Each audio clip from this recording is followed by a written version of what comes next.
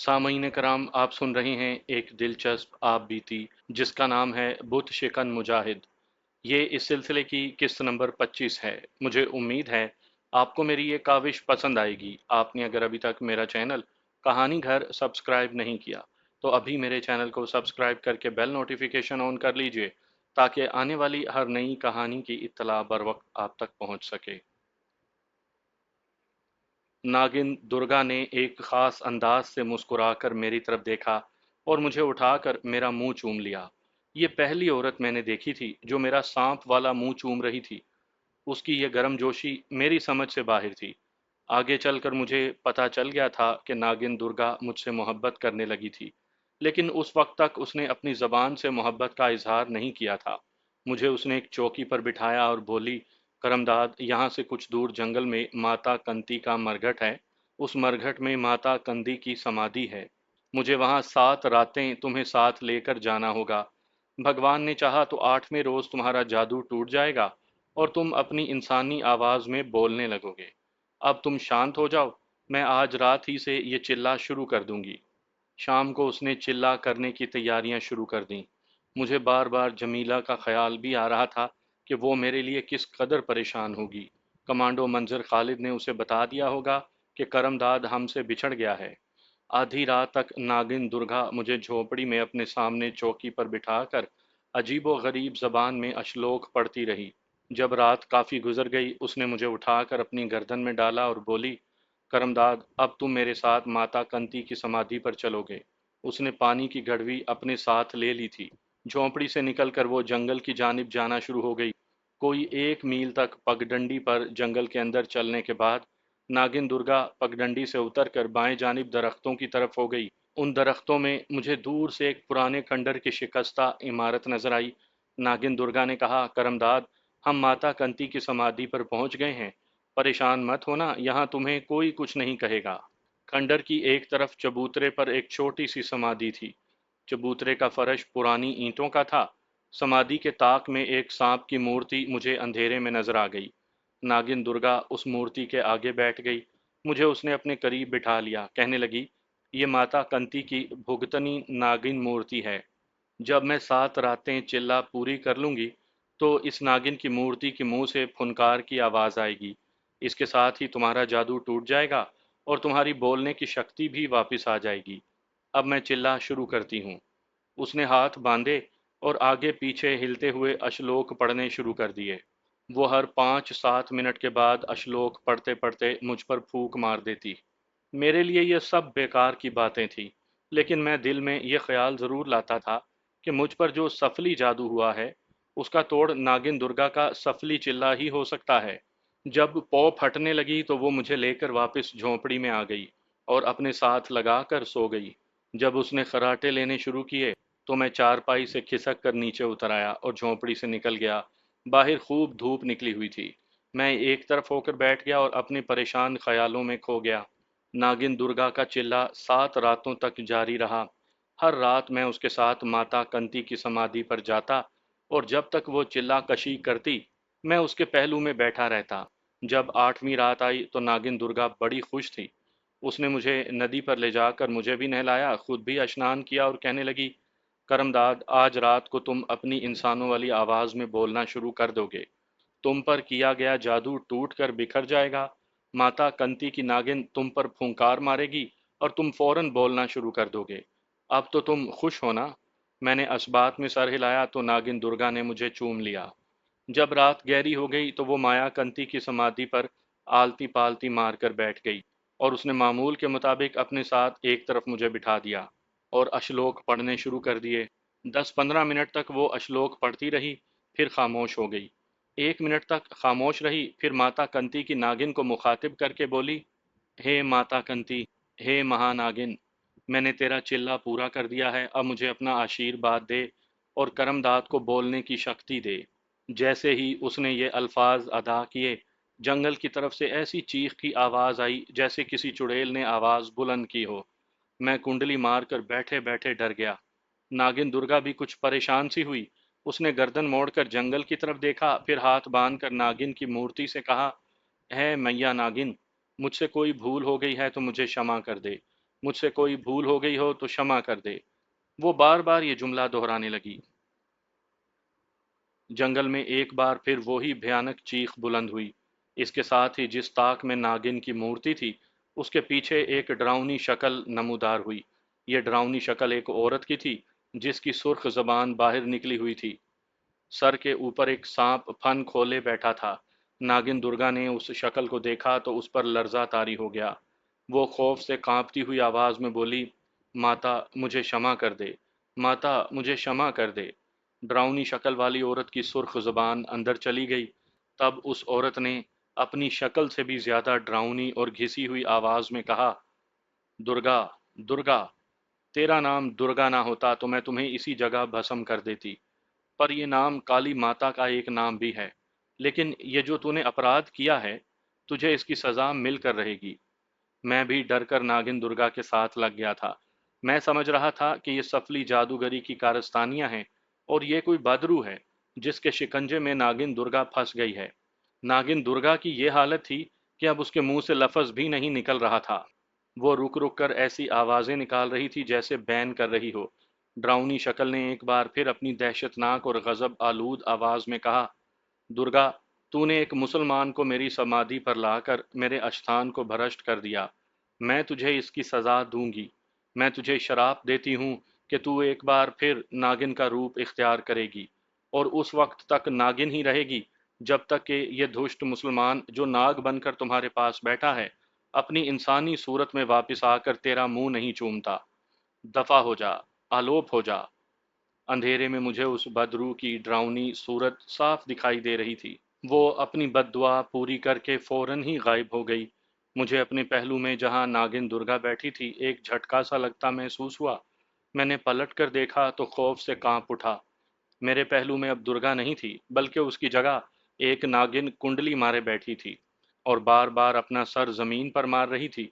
मुझे नागिन दुर्गा की औरत की आवाज आई, करमदाद, माता कंती ने मुझे धुतकार दिया है, मुझे शराप दे दिया है। अब मैं उस वक्त तक नागिन ही बनी रहूंगी जब तक कि तू अपनी इंसानी शक्ल में वापस आकर मेरा मुंह नहीं चूमता। अचानक मेरे मुंह से इंसानी आवाज निकली। मैं अपनी आवाज पर हैरान भी हुआ और खुश भी। मेरे मुंह से बेइख्तियार निकला, खुदा मुझे माफ कर देगा दुर्गा, मेरी वजह से तुम्हें। मैं अपना जुमला पूरा ना कर सका और अपनी आवाज सुनकर हैरान होने लगा। नागिन दुर्गा भी सांप की शक्ल में मेरी तरफ देख रही थी। उसने अपनी औरत की आवाज में कहा, करमदाद, भगवान की बड़ी कृपा हुई है कि तुम्हारी इंसानी आवाज फिर से वापस आ गई। अगर मुझ पर देवताओं का अजाब पड़ता है तो कोई बात नहीं, मैं इस मुसीबत को झेल लूंगी। लेकिन मुझे खुशी है कि तुम फिर से बोलने लगे हो। मैंने कहा, लेकिन दुर्गा, मेरे लिए ये बड़े दुख की बात है कि तुम फिर से नागिन बन गई हो। लेकिन तुम फिक्र ना करो, मैं तुमसे वादा करता हूँ कि तुम्हें हमेशा अपने साथ रखूंगा, और जैसे ही इंसानी शक्ल में वापस आया, तुम्हारा मुंह चूम कर तुम्हें भी इंसानी शक्ल में वापस ले आऊंगा। लेकिन दुर्गा, क्या इस तरह करने से तुम दोबारा औरत के रूप में वापस आ जाओगी ना? दुर्गा नागिन ने अपने मुंह से सिसकारी सी भरकर उदास लहजे में कहा, हाँ करमदाद, माता कंती ने जो कुछ कहा है ऐसे ही होगा। लेकिन तुम मुझे अपने साथ कहाँ लिए फिरोगे? तुम तो खुद सांप के रूप में हो। मैंने कहा, इस धरती पर और भी तो नाग और नागिनें जिंदा हैं। हम भी रह लेंगे। तुम घबराओ नहीं, मुझ पर किसी वक्त दौरा पड़ सकता है और मैं किसी भी लम्हे इंसानी शक्ल में वापस आ सकता हूँ। नागिन दुर्गा ने कहा, तुम माता कंती के शराब को नहीं जानते। वो अपने जादू से तुम्हें कभी इंसानी शक्ल में वापस नहीं आने देगी। मैंने गुस्से के साथ कहा, उस तुम्हारी माता कंती की ऐसी की तैसी। नागिन दुर्गा ने रहम तलब लहजे में कहा, भगवान के लिए ऐसा ना कहो करमदाद, माता कंती शायद अभी यहीं होगी। चलो यहाँ से चले चलो। जब हम वहाँ आए थे तो मैं सांप के रूप में था और नागिन दुर्गा औरत के रूप में थी। अब जबकि हम वापस जा रहे थे तो दोनों नाग और नागिन के रूप में थे। फर्क सिर्फ ये था कि मैं पहले बोल नहीं सकता था। हम इसी तरह वापस नागिन दुर्गा की झोंपड़ी की तरफ चल पड़े। झोंपड़ी में पहुंचने के बाद नागिन दुर्गा चारपाई पर बैठ गई। मैं भी उसके पास कुंडली मारकर बैठ गया। कहने लगी, करमदाद, तुम मेरी खातिर अपनी जिंदगी क्यों मुसीबतों में डालते हो? मुझे मेरे हाल पर छोड़ दो और तुम यहाँ से अपनी बीवी के पास चले जाओ। मैंने कहा, दुर्गा, तुम्हारी किस्मत मुझसे जोड़ दी गई है। तुम इस सूरत में औरत की शक्ल में वापस आ सकती हो। जब मैं इंसान की शक्ल में वापस आऊंगा, मैं तो कहता हूँ कि मेरे साथ चलो। कोई पता नहीं, मैं किसी वक्त भी सांप से इंसान की शक्ल में वापस आ जाऊं। नागिन दुर्गा ने आह सी भरी और खामोश रही। मेरा ख्याल है इस वक्त रात के 2-2:30 बजे का वक्त होगा। मुझे नींद की हाजत नहीं थी। सांप के रूप में आने के बाद नागिन दुर्गा को भी नींद की ज़रूरत नहीं रही होगी। कहने लगी, करमदाद, ऐसे भी हो सकता है कि तुम कभी भी इंसानी शक्ल में वापस ना आ सको। मैंने कहा, ऐसा नहीं होगा। मेरा इंसान और सांप के दरमियान का वक्फा लंबा तो हो सकता है, लेकिन ऐसा नहीं हो सकता कि अगर मैं इंसान हूं तो सांप के रूप में, और अगर सांप हूं तो इंसान के रूप में वापस ना आऊं। नहीं करमदाद, तुम मुसलमान हो। तुम हिंदू देवी देवताओं और बदरूहों के शराब से वाकिफ नहीं। मैंने कहा, लेकिन तुम्हारी माता कंती की डरावनी बदरूह ने यह भी तो कहा था कि जब करमदाद इंसान की शक्ल में वापस आ जाएगा तो तुम्हें चूमने के बाद तुम भी औरत की शक्ल इख्तियार कर लोगी। नागिन दुर्गा ने कहा, यह उसने वैसे ही कहा था। मैं माता कंती की बदरूह को जानती हूँ।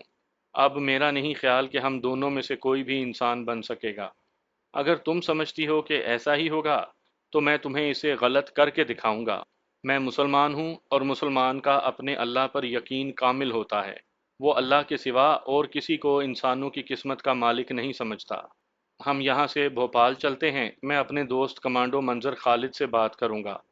हम दोनों कोई ना कोई रास्ता ज़रूर निकाल लेंगे। नागिन दुर्गा ने कहा, जब तुम्हारी बीवी जमीला को मालूम हुआ कि तुम अपने साथ एक नागिन को भी लाए हो, तो जो हकीकत में एक औरत है, तो तुम उसे क्या जवाब दोगे? मैंने कहा, मैं तुम्हें अपनी बीवी से नहीं मिलवाऊंगा।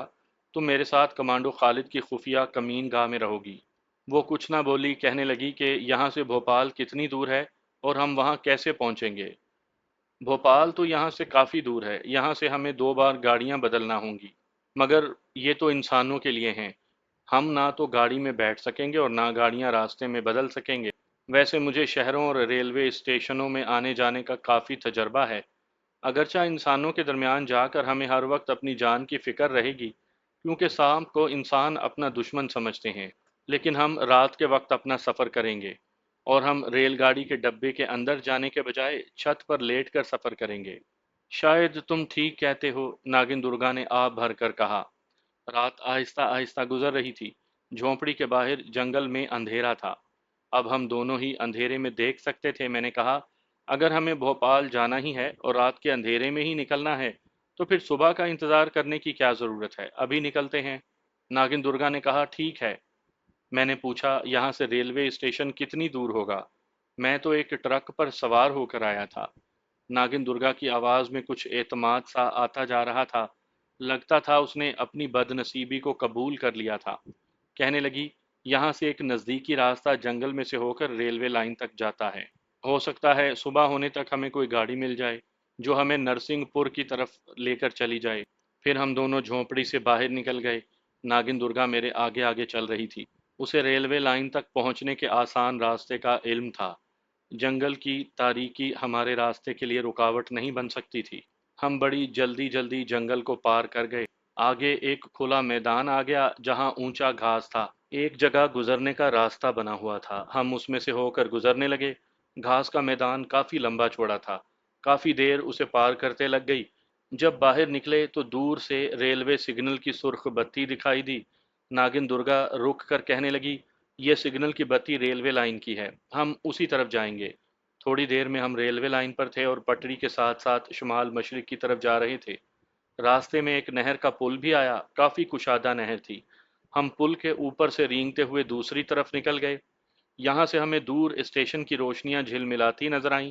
नागिन दुर्गा ने कहा, ये बहुगंज का स्टेशन है। यहाँ से हमें नरसिंहपुर जाने वाली गाड़ी मिल सकती है, लेकिन मालूम नहीं किस वक्त मिलेगी।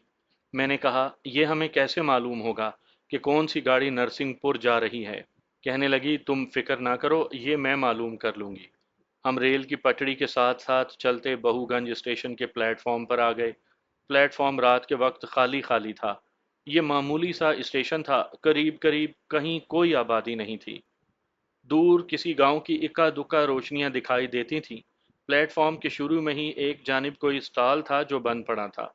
हम स्टॉल की ओट में आ गए। नागिन दुर्गा कहने लगी, तुम इसी जगह ठहरो, मैं मालूम करके आती हूँ। मैंने उसे कहा, मैं तुम्हें अकेले नहीं जाने दूंगा, मैं साथ चलूंगा। कहने लगी, तुम्हारा मेरा साथ जाना बेफायदा है। میں ہندی زبان پڑھ بھی لیتی ہوں، یہاں ہندی زبان ہی چلتی ہے۔ تم یہیں چھپ کر بیٹھو، میں زیادہ دیر نہیں لگاؤں گی۔ وہ چلی گئی، میں اسٹال کی لکڑی کی دیوار کے ساتھ لگ کر بیٹھا رہا۔ وہ مجھے اینٹوں کے پلیٹ فارم کی دھندلی روشنی میں کچھ دور تک جاتی نظر آئی، پھر نگاہوں سے اوجھل ہو گئی۔ اس نے کافی دیر لگا دی، جب واپس آئی تو اس کے ساتھ ہی دور سے ریلوے انجن کی سیٹی کی آواز بھی آئی۔ ناگن درگا کہنے لگی، یہی گاڑی نرسنگ پور جائے گی۔ میں اسٹال کی اوٹ سے نکل آیا۔ ناگن درگا نے کہا، ہم اسی جگہ چھپ کر ریل گاڑی کا انتظار کرتے ہیں۔ ہم پلیٹ فارم کے آخری سرے پر تھے۔ ٹرین پلیٹ فارم میں داخل ہو گئی تھی اور پلیٹ فارم پر اس کی دھمک ہمیں صاف محسوس ہو رہی تھی۔ انجن کی لائٹ روشن تھی، یہ روشنی آگے ہی بڑھتی چلی جا رہی تھی، پھر وہ ہمارے قریب سے گزر گئی اور تھوڑا آگے جا کر انجن رک گیا۔ ناگن درگا نے کہا، میرے ساتھ آؤ۔ ہم پلیٹ فارم سے نیچے اتر کر انجن کے ساتھ والے ڈبے کی چھت پر چڑھیں گے۔ میں اس کے پیچھے رینگنے لگا۔ ہم بڑی تیزی سے پلیٹ فارم پر سے گزر کر ٹرین کے نیچے ریل کی پٹڑیوں میں آ گئے۔ یہاں سے ہمیں پٹڑی کی دوسری طرف گئے اور ایک پہیے سے ہو کر ڈبے کی عقبی دیوار پر سے رینگ کر ڈبے کی چھت پر آ گئے۔ میں نے ناگن درگا سے پوچھا، ہمیں یہ کیسے پتا چلے گا کہ نرسنگ پور کا اسٹیشن آ گیا ہے؟ وہ کہنے لگی، میں نرسنگ پور کے اسٹیشن کو پہچانتی ہوں، کئی بار جا چکی ہوں۔ تھوڑی دیر کے بعد انجن نے سیٹی بجائی اور ہلکے سے دھچکے کے ساتھ ٹرین چل پڑی۔ ٹرین باقی ساری رات اور دوسرا دن بھی چلتی رہی۔ شام کے وقت جا کر کہیں نرسنگ پور کا اسٹیشن آیا۔ ہمیں کھانے پینے کی کوئی حاجت نہیں تھی۔ جب ٹرین نرسنگ پور شہر کے قریب پہنچی تو ناگن درگا نے اس کی عمارتوں کو پہچانتے ہوئے کہا، کرمداد، نرسنگ پور کا شہر آ گیا ہے۔ میں نے کہا، خدا کا شکر ہے۔ اب یہاں سے ہمیں کون سی گاڑی پکڑنی ہوگی؟ وہ کہنے لگی، ساگر جانے والی گاڑی پکڑنی پڑے گی۔ نرسنگ پور کا اسٹیشن ایک بڑا اسٹیشن ہے، یہاں سے بڑی جلدی معلوم ہو جائے گا کہ ساگر جانے والی گاڑی کون سی ہے۔ ہم دونوں جلدی سے نیچے اترے اور ایک دوسرے ریلوے ٹریک پر آ گئے۔ ناگن درگا اس اسٹیشن کو اچھی طرح جانتی تھی، وہ میری رہنمائی کر رہی تھی۔ وہ اوپر سے ہو کر دوسرے پلیٹ فارم کے عقب میں آ گئی۔ یہاں اندھیرا تھا اور ایک خالی ڈبہ لائن پر کھڑا تھا۔ ناگن نے مجھے کہا، کرمداد، تم اس خالی ڈبے میں بیٹھو، میں ساگر جانے والی گاڑی کا پتہ کر کے آتی ہوں۔ پھر وہ چلی گئی۔ کافی دیر گزر گئی، ناگن درگا واپس نہ آئی۔ میں فکر مند ہو گیا کہ کہیں اسے کسی نے کچل کر مار نہ ڈالا ہو، کہیں وہ کسی شفٹ کرتے انجن یا ڈبے کے نیچے نہ آ گئی ہو۔ میرے دل میں طرح طرح کے وسوسے پیدا ہونے لگے۔ میں نے فضا میں سونگا، ناگن درگا کی بو ایک جانب سے برابر آ رہی تھی۔ اس کا مطلب تھا کہ وہ ریلوے اسٹیشن کی حدود میں ہی ہے۔ مجھے اس کی بو تیزی سے آنے لگی، اس کا مطلب تھا کہ وہ میرے قریب آ رہی ہے۔ کچھ دیر کے بعد وہ میرے ڈبے میں آ گئی۔ میں نے کہا، تم نے بہت دیر لگا دی، میں تو پریشان ہو گیا تھا۔ کہنے لگی، جس پلیٹ فارم پر گاڑیوں کے آنے جانے کا لکھا تھا وہاں کافی لوگ تھے۔ میں انتظار کرتی رہی کہ لوگ وہاں سے ہٹیں تو میں جا کر بورڈ پڑھوں۔ آخر ایک مسافر نے میری مشکل آسان کر دی۔ وہ ایک کلی سے پوچھ رہا تھا کہ ساگر جانے والی گاڑی کس پلیٹ فارم پر آئے گی۔ کلی نے کہا، پلیٹ فارم نمبر 2 پر آئے گی۔ اب ہمیں پلیٹ فارم نمبر 2 پر جا کر کسی جگہ چھپ کر بیٹھنا ہے، کیونکہ یہ نہیں پتا کہ گاڑی کب آئے گی، ہو سکتا ہے ابھی آ جائے۔ میں نے پوچھا، یہ پلیٹ فارم نمبر 2 کہاں ہے؟ وہ بولی، میرے ساتھ آؤ، مجھے معلوم ہے۔ ہم خالی ڈبے سے اتر گئے اور پلیٹ فارم نمبر 2 کے سرے پر آ کر ایک لکڑی کے کھوکھے کے پیچھے چھپ کر بیٹھ گئے۔ یہ بڑی غنیمت کی بات تھی کہ میری طرح ناگن درگا کا سانپ کا جسم بھی 2 ڈھائی بالشت کا تھا اور اس کا رنگ بھی خاکستری تھا۔ ہمیں خاص طور پر اندھیرے میں آسانی سے نہیں دیکھا جا سکتا تھا۔ جب وہاں ایک گاڑی آ کر رکی تو ناگن درگا نے کہا، یہی گاڑی ساگر کو جائے گی، ہمیں اس کی پچھلی طرف سے چھت پر چڑھنا ہوگا۔ اگرچہ پلیٹ فارم پر کافی روشنیاں تھیں، یہ بڑے شہر کا اسٹیشن تھا، اس کے باوجود پلیٹ فارم کی ریلوے لائنوں میں کہیں کہیں اندھیرا تھا، اور ہم اس اندھیرے کا فائدہ اٹھاتے ہوئے ادھر ادھر سے رینگ کر نمبر 2 پلیٹ فارم پر کھڑی ٹرین کے نیچے آ گئے۔ یہ ٹرین کا پچھلا ڈبہ تھا۔ ہم اس کی دیوار سے ہو کر چھت پر چڑھ گئے۔ تھوڑی دیر کے بعد ٹرین چل پڑی۔ ساگر سے بھوپال بہت دور ہے، رات بھر ٹرین سفر کرتی رہی۔ راستے میں اسٹیشن آتے، کسی اسٹیشن پر ٹرین ٹھہرتی اور پھر چل پڑتی۔ رات کے پچھلے پہر بارش شروع ہو گئی۔ ہم بارش میں بھیگنے لگے تو ناگن درگا نے کہا، شاید یہ گارڈ کا ڈبہ ہے، میں نیچے اتر کر دیکھتی ہوں، ہو سکتا ہے اس ڈبے میں ہمیں بارش سے بچنے کے لیے کوئی جگہ مل جائے۔ میں نے کہا، میں ساتھ آتا ہوں، तुम मेरे पीछे पीछे रहना। ये कहकर नागिन दुर्गा डब्बे की खिड़की की नीचे तरफ चली गई। मैं उसके पीछे था। उसने अपना सांप वाला सर खिड़की के शीशे के साथ लगाकर अंदर देखा। डब्बे में रोशनी थी। उसने सर ऊपर कर लिया और कहने लगी, ये फर्स्ट क्लास का डब्बा लगता है। अंदर एक औरत सीट पर सो रही है। दूसरी सीट पर कोई मर्द सो रहा है। डब्बे में सिर्फ दोनों यही हैं। बारिश तेज हो गई थी। मैंने कहा, यह खिड़की बंद है, दूसरी खिड़की देखते हैं। हम डब्बे के बाहर रेंग रहे थे। दूसरी खिड़की खुली थी। हम एक दूसरे के पीछे डब्बे में दाखिल हो गए। ये बड़ा आरामदेह फर्स्ट क्लास कंपार्टमेंट था जिसमें रोशनी हो रही थी। औरत और मर्द अलग अलग सीटों पर सो रहे थे। औरत ने सफ़ेद चादर ऊपर की हुई थी। मैंने नागिन दुर्गा को सरगोशी में कहा, मर्द वाली सीट के नीचे घुस जाते हैं। जब बारिश थम जाएगी तो मौका पाकर वापस छत पर चले जाएंगे। हम सीट के नीचे घुसकर बड़े आराम से बैठ गए। वहां तो एक हल्का अंधेरा था। दूसरे किसी की नज़र नहीं पड़ सकती थी। ट्रेन पूरी रफ्तार से दौड़ रही थी। वो दोनों नौजवान थे और मियाँ बीवी लगते थे। ट्रेन की रफ्तार कम होने लगी। मैंने नागिन से कहा, मेरा ख्याल है कोई स्टेशन आ रहा है। वो बोली, हाँ, मगर ये भोपाल नहीं। मुझे मालूम है, भोपाल का स्टेशन कल दोपहर के वक्त कहीं जाकर आएगा। ये कोई अहम स्टेशन था। ट्रेन आहिस्ता हो गई और फिर रुक गई। रुकने से ट्रेन को हल्का सा धचका लगा तो नौजवान की आंख खुल गई। हम उस नौजवान की सीट के नीचे थे।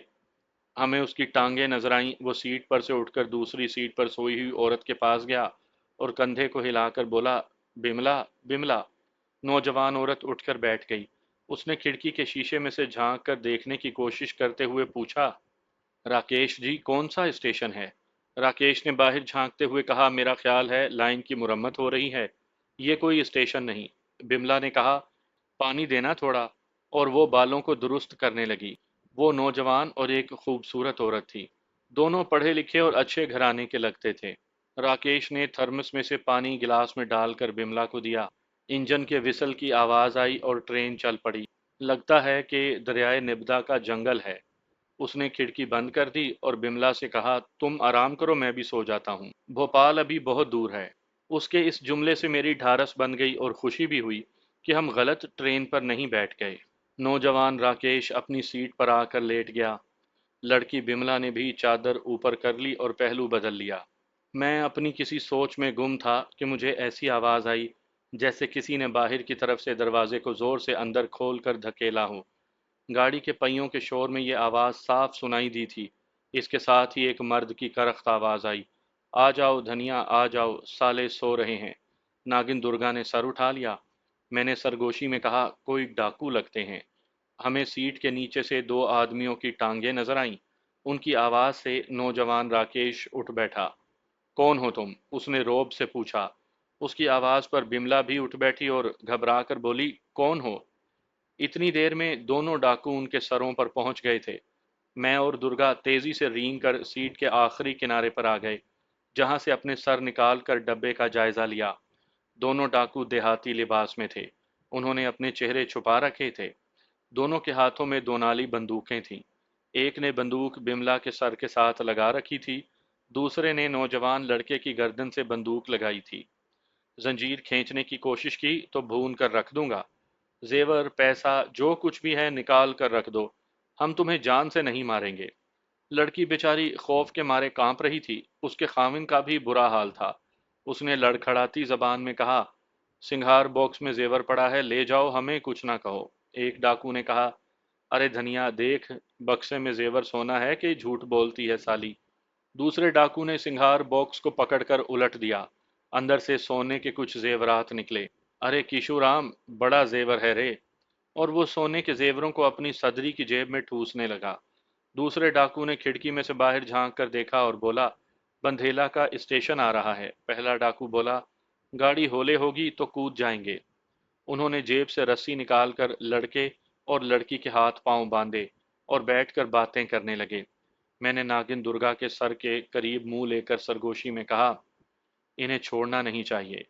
नागिन दुर्गा ने हल्की सी फुंकार की आवाज के साथ सरगोशी में कहा, ये खूनी लोग हैं, मैं इधर वाले को पकड़ती हूँ। चलती गाड़ी के शोर में हमारी आवाजें सुनना मुश्किल था। दोनों डाकू अब बीड़ियां पी रहे थे और जेवरों को निकाल कर देख रहे थे। एक ने बिमला और उसके खामिन की तरफ देखकर पूछा, अबे सालो, ये नकली तो नहीं? दहशतजदा नौजवान ने आजिज़ी से कहा, असली हैं, हमें माफ़ कर दो, ये जेवर मेरी माता जी के हैं। डाकू ने उसे गाली दी और बोला, हम माफ़ नहीं किया करते। तेरे भाग अच्छे हैं कि जेवर निकल आया, नहीं तो तेरी लौंडिया को उठा कर ले जाते। दोनों डाकू सामने वाली सीट पर थे, जहां बेचारी लड़की बिमला सिमट कर बैठी खौफ के मारे कांप रही थी। मैंने देखा कि नागिन दुर्गा किसी दूसरी सीट के नीचे पहुंच चुकी थी। वो तेजी से रेंगती हुई एक डाकू की टांग के पास आई और उसने लपक कर उसकी पिंडली पर डस लिया। नागिन दुर्गा का जहर मुझसे ज्यादा हलाकत खेज साबित हुआ। डाकू आगे को लुढ़क कर गिर गया। दूसरे डाकू ने बंदूक एक तरफ रख कर घबराहट में उसे संभालने की कोशिश की, तो इस दौरान नागिन दुर्गा ने दूसरे डाकू को भी डस लिया। वो भी पहले डाकू के ऊपर ढेर हो गया। ये मंजर देखकर लड़की बिमला और लड़का राकेश की आंखें खुली की खुली रह गईं। गाड़ी शोर मचाती भाग रही थी। लड़के ने अपने हवास को ठीक किया और बिमला से कहा, इनको दिल का दौरा पड़ गया है। बिमला रोने लगी। है राम, है राम। लड़के ने कहा, राम ने तो हमारी सहायता कर दी है बिमला। किसी तरह मेरे हाथ पांव खोल दो, मैं जंजीर खींचता हूँ। बिमला बोली, मेरे हाथ पांव बंधे हैं, मैं क्या करूं? राकेश बोला, कोई बात नहीं, कोई स्टेशन आ रहा है, शायद गाड़ी खड़ी हो जाए, फिर शोर मचाकर गार्ड को बुलाएंगे। नागिन दुर्गा अभी तक सामने वाली सीट के नीचे ही थी। दोनों डाकुओं की लाशें एक दूसरे के ऊपर दरमियान में उल्टी सीधी पड़ी थी। बंदूकें पास ही गिरी थीं। ट्रेन की स्पीड कम होने लगी, फिर ट्रेन रुक गई। ये फर्स्ट क्लास का कोपे था। कोई इस तरफ नहीं आया। स्टेशन भी गैर अहम था। बाहर से मुसाफिरों की आवाज़ भी नहीं थी। लड़के ने शोर मचाना शुरू किया। वो बार बार गार्ड को आवाज़ देता था। फिर उसने अपना कंधा खिड़की के शीशे से टकराना शुरू कर दिया, लेकिन शीशा ना टूट सका। इतने में प्लेटफॉर्म की जानिब से किसी ने शीशे में से झांक कर अंदर देखा। नौजवान लड़के ने जोर जोर से पुकारना शुरू किया। उसके बाद एक गार्ड दरवाज़ा खोल कर अंदर आया। माई गॉड, क्या हुआ सर? लड़के राकेश ने जल्दी जल्दी गार्ड को बताया कि दो डाकू अंदर आ गए थे। उन्होंने बंदूकें दिखाकर हमारे जेवर लूटे, फिर उन्हें दिल का दौरा पड़ा और गिर गए। गार्ड ने जल्दी से दोनों की रस्सियां खोलीं और घबराई हुई आवाज में कहा, सर मैं पुलिस को बुलाता हूँ। लाशों को हाथ ना लगाएं, मैं पुलिस को अभी बुलाता हूँ। पुलिस शायद ट्रेन के साथ ही थी। गार्ड फौरन पुलिस के 3 सिपाहियों को लेकर आ गया। उन्होंने लाशों को देखा। एक सिपाही ने पूछा, इन्हें किसने मारा है? लड़के ने कहा, ये तो हमें मारने आए थे, हम इन्हें कैसे मार सकते थे? दूसरे संतरी ने कहा, लाशें इसी जगह रहेंगी। आगे दौलताबाद का स्टेशन आ रहा है, वहां आप लोग हमारे साथ रेलवे पुलिस हेडक्वार्टर चलेंगे। आप कहाँ से आ रहे हैं? जब नौजवान ने उन्हें बताया कि बिमला मध्य प्रदेश के किसी वजीर गिरधारी लाल की भांजी है, तो तीनों संतरियों के लहजे बदल गए। पहले वाला संतरी बोला, आप चिंता ना करें जी, हम सब ठीक कर लेंगे। ये दोनों तो बड़े खूनी डाकू थे, अच्छा हुआ कि दिल का दौरा पड़ा और मर गए। आप कहाँ जा रहे हैं? नौजवान लड़के ने कहा, भोपाल जा रहे हैं। कोई बात नहीं, संतरी बोला, आपको हम तकलीफ नहीं दे सकते, जरूरत पड़ी तो आपके पास खुद भोपाल पहुंच जाएंगे, अपना पता नोट करवा दें। नौजवान ने उन्हें अपना भोपाल का पता लिखवा दिया। तीनों संतरी लाशों के पास बैठ गए। गार्ड बाहर निकल गया। गाड़ी वहां से रवाना हो गई। नागिन दुर्गा अभी तक सामने वाली सीट के नीचे ही थी। मैं उसे एक तरफ छुप कर बैठे देख रहा था। गाड़ी के शोर में संतरी नौजवान राकेश से उस इलाके के डाकुओं के बारे में ऊंची आवाज में बातें कर रहे थे। कोई एक आधे घंटे के बाद ट्रेन दौलताबाद के स्टेशन पर रुकी। उस वक्त एक संतरी डब्बे से उतर कर गया और अपने साथ दो और संतरी ले आया। उन्होंने मिलकर दोनों डाकुओं की लाशों को घसीटकर डब्बे से बाहर डाल दिया। एक संतरी गार्ड के साथ डब्बे में आया। गार्ड ने कहा, आपके जेवर वगैरह तो महफूज है ना सर? इस दौरान नौजवान लड़के ने सारे जेवर डाकू की जेब से निकालकर सिंघार बॉक्स में संभाल लिए थे। उसने कहा, जी हाँ, सारे जेवर हमारे पास महफूज हैं। गार्ड ने एक पर्चा नौजवान के आगे करते हुए कहा, प्लीज यहाँ दस्तखत कर दें कि आपका कोई नुकसान नहीं हुआ। बाकी काम रेलवे पुलिस खुद कर लेगी। नौजवान राकेश ने कागज को हाथ में लेकर पढ़ा और उस पर दस्तखत करके गार्ड को वापस कर दिया। हम इस सारे ड्रामे को बड़े सुकून के साथ अपनी अपनी तरफ सीट के नीचे बैठे देख रहे थे। स्टेशन मास्टर भी डब्बे में एक टीटी के साथ आया था। नौजवान राकेश से कुछ बातें पूछीं और उन्हें तसल्ली देकर और एक कागज पर दस्तखत करवा कर चला गया। खुदा खुदा करके यह कार्रवाई खत्म हुई। गार्ड ने सीटी बजाई, इंजन ने विसल दिया। और ट्रेन दौलत आबाद के स्टेशन से चल पड़ी। नौजवान लड़का अपनी बीवी की सीट पर आ गया था और उसे तसल्लियां दे रहा था कि सब ठीक हो जाएगा, भगवान की बड़ी कृपा हुई कि हम डाकुओं से बच गए। लड़की अभी तक दहशत जदा थी। नागिन दुर्गा सामने वाली सीट से निकलकर मेरे पास आ गई थी। गाड़ी के शोर में हम एक दूसरे से सरगोशियों में थोड़ी थोड़ी बात कर लेते थे। उसके बाद एक बहुत बड़ा रेलवे स्टेशन आया। वहां गाड़ी देर तक खड़ी रही। लड़के ने नाश्ता मंगवा लिया था। दोनों मियाँ बीवी नाश्ता करते रहे। यहाँ से गाड़ी चली तो जंगलों, दरियाओं, मैदानों में से गुजरती चली गई। काफी देर तक गाड़ी चलती रही। मैंने नागिन दुर्गा से पूछा, तुम्हें कोई अंदाजा है कि भोपाल कितनी दूर होगा? उसने आहिस्ता से कहा, मेरा ख्याल है हम 1 डेढ़ घंटे में पहुंचने वाले हैं। आखिर भोपाल आ गया। ट्रेन जबरदस्त गिड़गिड़ाहट के साथ प्लेटफॉर्म में दाखिल होने के बाद रुक गई। नौजवान जोड़ा डब्बे से उतर गया। नागिन दुर्गा ने कहा, यहाँ गाड़ी काफी देर रुकती है। जरा लोगों का रश कम होगा तो हम पिछली तरफ से होकर स्टेशन से बाहर निकलने की कोशिश करेंगे। मैंने फिजा को सूंघा तो मुझे सबसे पहले अपनी बीवी जमीला की खुशबू आई। मेरा दिल खुशी से झूम उठा। जब बाहर प्लेटफॉर्म पर लोगों का शोर जरा कम हुआ तो नागिन दुर्गा बोली, हम रेल की लाइन की तरफ से बाहर निकलेंगे। हम सीट के नीचे से निकल आए। डब्बा खाली था। एक तरफ प्लेटफॉर्म था, दूसरी तरफ रेल की पटड़ी थी और लोहे के जंगले की दीवार थी।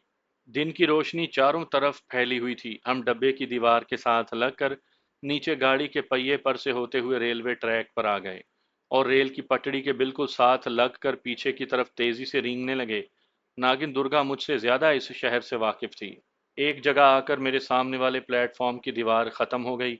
हम पटड़ी छोड़कर उसकी तरफ रेंगने लगे जिधर रेलवे स्टेशन का यार्ड था और लाइनों का जाल बिछा था। एक तरफ से इंजन के शिफ्ट करने की आवाज आ रही थी। मैंने जरा आगे होकर नागिन दुर्गा से कहा, तुम्हें मालूम है किस तरफ जा रही हो? उसने तेजी से रेंगते हुए कहा, तुम मेरे पीछे पीछे आते जाओ। भोपाल का रेलवे यार्ड काफी बड़ा था। हमें उसको पार करते काफी वक्त लग गया। इस दौरान एक और ट्रेन दिल्ली की तरफ से आई और स्टेशन में दाखिल हो गई। आगे यहाँ दो तीन झाड़ियां थीं। नागिन दुर्गा एक झाड़ी में घुस गई। मैं भी उसके पीछे झाड़ी में आ गया। वो कहने लगी, सामने माल गोदाम की दीवार है, हम उस दीवार पर चढ़कर दूसरी तरफ जाएंगे। उस तरफ ज्यादा लोग नहीं होते। दूसरी तरफ एक गंदा नाला बहता है, हम नाले के साथ साथ आगे बढ़ेंगे। ये कहकर नागिन दुर्गा झाड़ी से निकली और तेजी के साथ माल गोदाम की दीवार पर चढ़ गई। मैंने भी ऐसे ही किया। दीवार की दूसरी तरफ गंदा नाला था। हम नीचे उतरकर उसके किनारे से जरा नीचे होकर आगे को चल दिए। आगे नाले के दो पुल आए। एक जगह नाला बाएं जानिब मुड़ता था। नागिन दुर्गा वहां से बाहर निकली। सामने रेलवे पुल था। नागिन दुर्गा कहने लगी, अब तुम मुझे बताओ कि तुम्हें कहाँ जाना है और तुम्हारी बीवी भोपाल के किस मोहल्ले में है। तब मुझे ख्याल आया कि मुझे नागिन दुर्गा को कमांडो मंजर खालिद के खुफिया ठिकाने के बारे में नहीं बताना। वो भोपाल के सरफरोश मुजाहिदों की खुफिया कमीन गाह है जो भारत में मुसलमानों के जायज़ हकूक़ के लिए हिंदू हुकूमत के जुल्म सितम के खिलाफ जिहाद कर रहे हैं और भोपाल की पुलिस उनके पीछे लगी है। कल को नागिन दुर्गा इंसानी शक्ल में आ गई और मैं उससे अलग हो गया तो मुमकिन है वो किसी को इस खुफिया ठिकाने के बारे में बता दे और पुलिस छापा मारकर भोपाल के उन गुमनाम मुजाहिदों को गिरफ्तार कर ले। मैंने सोच लिया कि मैं उसे किसी जगह पर बैठने को कहकर अकेला ही कमांडो खालिद के ठिकाने पर जाता हूँ। मुझे स्टेशन से उस टीले तक का रास्ता मालूम था जिसके दामन में कमांडो खालिद की खुफिया कमीनगाह थी। मैंने ये सोचने के बाद नागिन दुर्गा से कहा, मुझे जगह पूरी तरह से याद नहीं। वो बोली, तुम्हें अपनी बीवी की खुशबू आ रही है ना?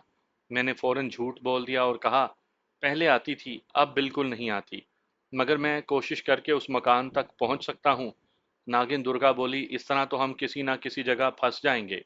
मैंने फौरन कहा, फिर ऐसा करते हैं कि तुम किसी जगह बैठकर कुछ देर मेरा इंतज़ार करो। मैं अकेला अपनी बीवी के मकान पर जाता हूँ। अगर वो वहां मुझे मिल गई तो मैं तुम्हें भी आकर ले जाऊंगा। अगर रास्ते में लोगों ने मुझे देखकर मार डालने की कोशिश की तो मैं अकेला किसी न किसी तरफ निकल कर अपनी जान बचा लूंगा। तुम भी मेरे साथ हुई तो हमें अपनी अपनी जान के साथ एक दूसरे की फिक्र भी पड़ जाएगी। नागिन दुर्गा भी मुझे अपने साथ रखने पर मजबूर थी। मेरे बगैर वो अपनी औरत की इंसानी शक्ल में नहीं आ सकती थी।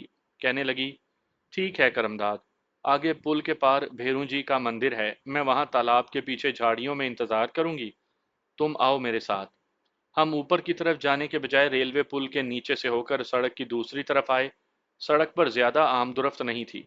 हम जल्दी से सड़क पार कर गए। अब हम एक छोटे से मैदान में उगी हुई झाड़ियों और घास में से गुजर रहे थे। नागिन दुर्गा ने मुझे दूर से दरख्तों के दरमियान एक मंदिर का तकोनी मीनार दिखाया।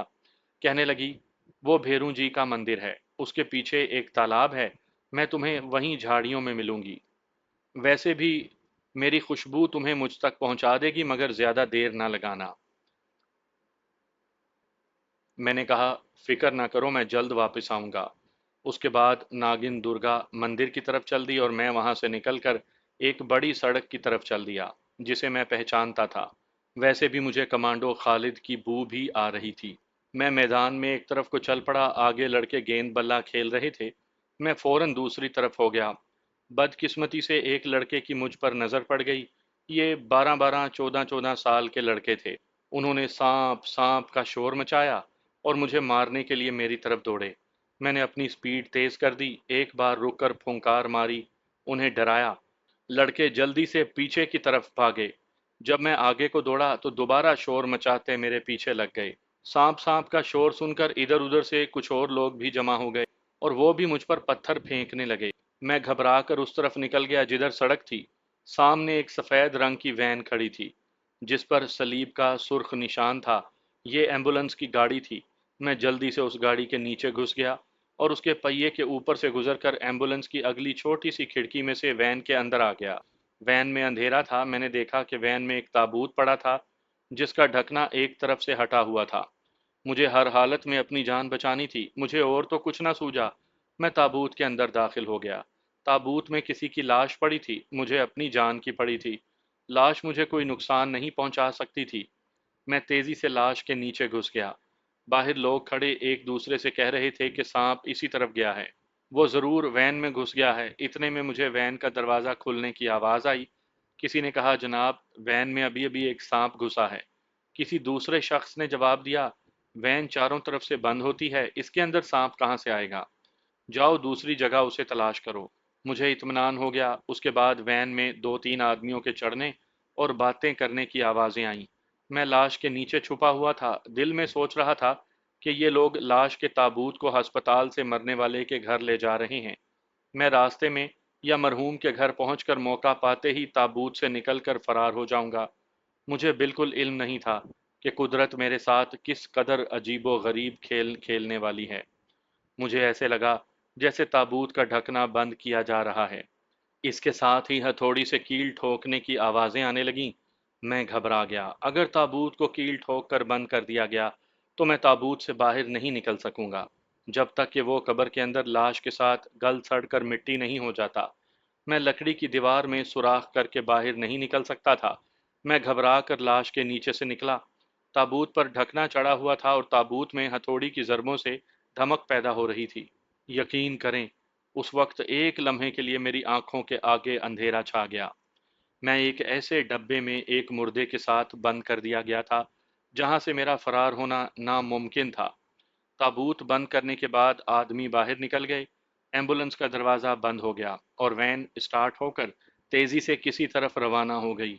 इस घबराहट में मुझे ख्याल आया कि इंसानी आवाज़ में शोर मचाकर बाहर निकल सकता हूँ, लेकिन खुदा जाने ये मेरी घबराहट की वजह थी या ताबूत के अंदर लाश पर लगाई गई तेज़ दवाओं का असर था कि मेरी आवाज़ हलक में बंद होकर रह गई।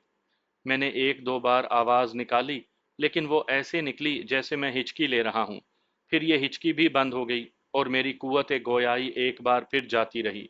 लाश पर अस्पताल वालों ने ऐसी तेज दवाएं लगाई हुई थी कि उनकी वजह से मेरा सर चकराने लगा था।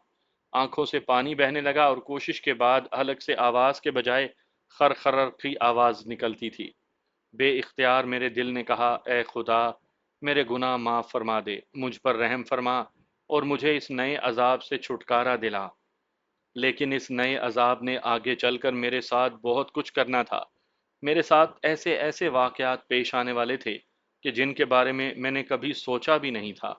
एम्बुलेंस बड़ी तेज़ रफ्तारी से भागती जा रही थी। मुझे लाश की तेज़ दवाओं की वजह से अब ना कमांडो खालिद की बू आ रही थी और ना अपनी बीवी जमीला के जिस्म की खुशबू आ रही थी। لاش پر لگی ہوئی تیز دواؤں سے میرے حواس بھی جواب دینے لگے۔ تابوت میں گھپ اندھیرا تھا، اگر میں سانپ نہ ہوتا تو مجھے کچھ نظر نہ آتا، لیکن میں سانپ ہونے کی وجہ سے اندھیرے میں دیکھ سکتا تھا۔ میں ابھی تک تابوت کی دیوار سے چمٹا ہوا تھا۔ میں نیچے لاش پر اتر آیا۔ میں نے لاش کو غور سے دیکھا۔ یہ لاش کسی گوری چٹی سرخ بالوں والی لڑکی کی لاش تھی، جو انگریزی لڑکی لگتی تھی۔ اس نے دلہنوں والا سفید ریشمی لباس پہنا تھا۔ سر کے بال سفید ریشمی فیتے سے بندھے ہوئے تھے۔ دونوں نازک ہاتھ سینے پر بند تھے۔ ناخنوں پر نیل پالش لگی ہوئی تھی۔ کانوں میں سفید موتیوں کے بندے تھے۔ معلوم ہوتا تھا کہ شاید اس انگریز لڑکی کا بیاہ ہو رہا تھا کہ دل کا دورہ پڑنے سے مر گئی اور اسے دلہنوں والے لباس میں ہی دفنایا جا رہا تھا۔ میں اس کے سینے سے اتر کر اس کے پہلو میں خاموش ہو کر بیٹھ گیا اور سوچنے لگا کہ قسمت نے میرے ساتھ جو مذاق کیا ہے اس کا انجام کیا ہوگا۔ لاش پر ڈالی گئی تیز دواؤں کے اثر سے مجھ پر غنودگی یا بے ہوشی سی طاری ہونا شروع ہو گئی تھی۔